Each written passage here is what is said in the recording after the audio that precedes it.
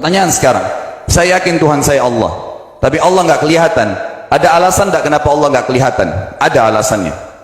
Anda tanamkan baik-baik, ini masalah akidah yang paling penting. Kata Nabi, atau disebutkan dalam banyak riwayat, bahwasanya nabi-nabi pun belum pernah ada nabi yang lihat Allah, termasuk Nabi Muhammad SAW. Kita ambil dalilnya dalam hadis Bukhari.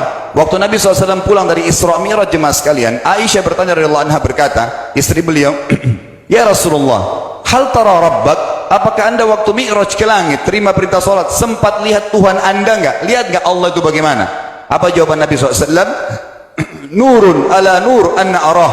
Allah itu cahaya, di atas cahaya, terang sekali, bagaimana saya bisa melihatnya? Artinya Nabi SAW mengatakan, saya sendiri belum pernah lihat bagaimana itu Allah. Contoh sebelumnya Nabi Musa alaihissalam.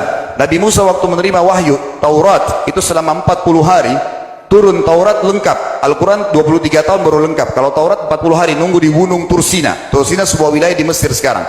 Itu banyak gunung-gunung batu, ada satu gunung batu yang tinggi, Nabi Musa nunggu di situ. Setiap hari Jibril datang turunin surah, turunin ayat gitu. Setelah berlalu 37 hari dari 40 hari menunggu Taurat turun, Nabi Musa alaihissalam tiba-tiba bertanya kepada Allah, mengatakan begini dalam Al-Quran, A'udzu billahi minasyaitonir rajim, Rabbi arini anzur ilaik.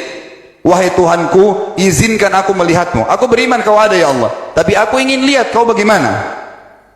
Allah menjawab, tidak mau mengecewakan Nabi Musa, sebagai manusia Allah mengatakan, lan tarani.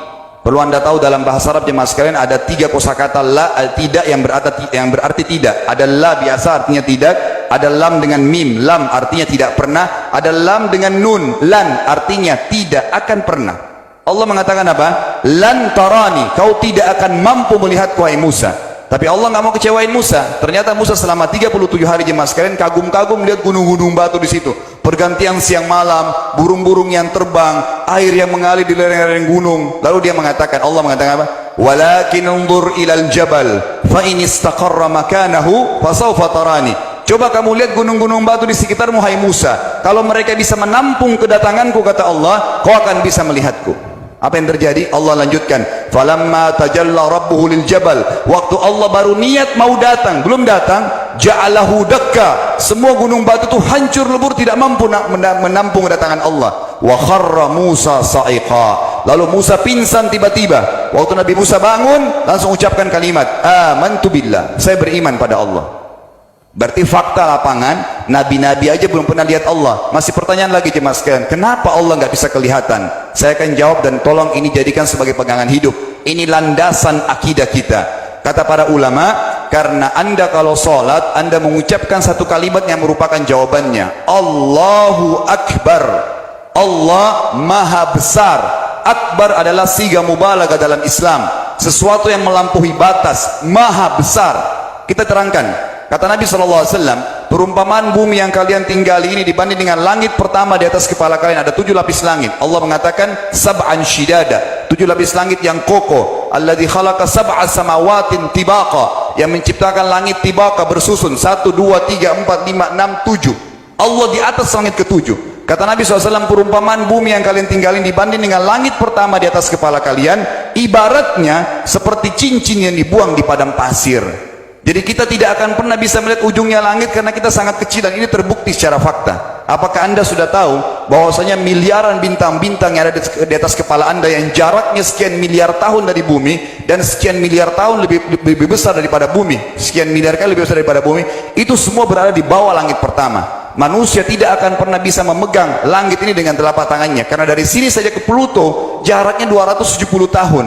Nggak bakal bisa ada astronot dikirim kena mati di tengah jalan. Jaraknya jauh sekali bintang-bintang, dan semua berada di bawah langit pertama. Kata Nabi SAW, di atasnya ada langit kedua besarnya, digabung antara bumi sama langit pertama seperti cincin dibuang di padang pasir. Langit ketiga, 2, 1 dan bumi digabung tiga-tiganya, di mana langit ketiga seperti cincin dibuang di padang pasir, sampai langit ketujuh. 5, 6, 4, 3, 2, 1 dan bumi 7 digabung, dibanding langit ketujuh seperti cincin dibuang di padang pasir. Dan langit yang luas ini jemaah sekalian dipenuhi dengan makhluk Allah yang lain namanya malaikat. Dalam hadis Bukhari kata Nabi SAW, waktu saya sedang dimi'rajkan ke langit, tidak ada 4 jari pun ukuran di langit yang luas itu, kecuali saya temukan malaikat yang sedang ruku atau sujud, penuh dengan jumlah mereka.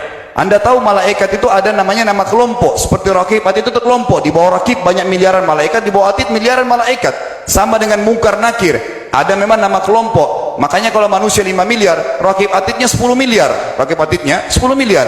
Lalu kata Nabi SAW, di atas langit ketujuh ada Sidratil Muntaha. Besarnya digabung antara 7 lapis langit dan bumi. 8 hanya seperti cincin di bawah di padang pasir. Di atas Sidratil Muntaha ada sebuah lautan yang Allah ciptakan. Lautan itu besarnya digabung antara Sidratil Muntaha, 7 lapis langit dan bumi. 9 nya seperti cincin di bawah di padang pasir. Makanya kalau anda baca Quran, anda baca ayat wa kana arsyu alal ma, singgasana Allah di atas air. Ini maknanya, air adalah ada lautan. Lalu kata Nabi SAW, arsy-nya Allah di atas lautan itu singgasananya Allah. Besarnya digabung antara lautan, Sidratul Muntaha, 7 lapis langit dan bumi. 10-10-nya hanya seperti cincin dibuang di padang pasir. Anda sudah hafal ayat kursi? Apa artinya? Ayat tanda-tanda kebesaran Allah. Kursi itu artinya bukan tempat duduk, tapi tempat pijakan kaki raja di singgasana. Kalau raja ingin naik singgasananya dipijakan kaki, itu namanya kursi. Kita baca apa? Wasi'a kursiyuhu as-samawati wal ard. Pijakan kakinya Allah saja sudah menutupi seluruh langit dan bumi ini. Jadi kita mustahil bisa melihat Allah karena besarnya Allah Azza wa Jal. Tinggal kita tutup jemaah sekalian. Kira-kira lalu bagaimana saya berhubungan dengan Allah? Jawabannya sederhana. Anda lingkari namanya Allah, ini Tuhan kita. Yang menyembah selain Allah kafir, yang mempartisipasikan Allah dengan makhluknya, masih sembah berhala, kuburan, jimat, namanya syirik. Dua-dua nggak boleh.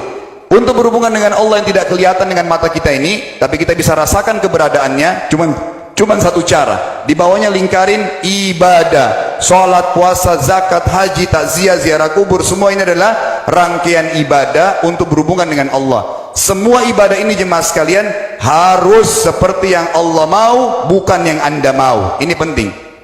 Karena kalau tidak seperti yang Allah mau, Allah tidak terima. Bagaimana caranya supaya bisa seperti yang Allah mau? Ikuti buku pedomannya. Ada Al-Quran, ada Sunnah. Yang beribadah keluar dari 2 pedoman wahyu ini tidak akan diterima oleh Allah.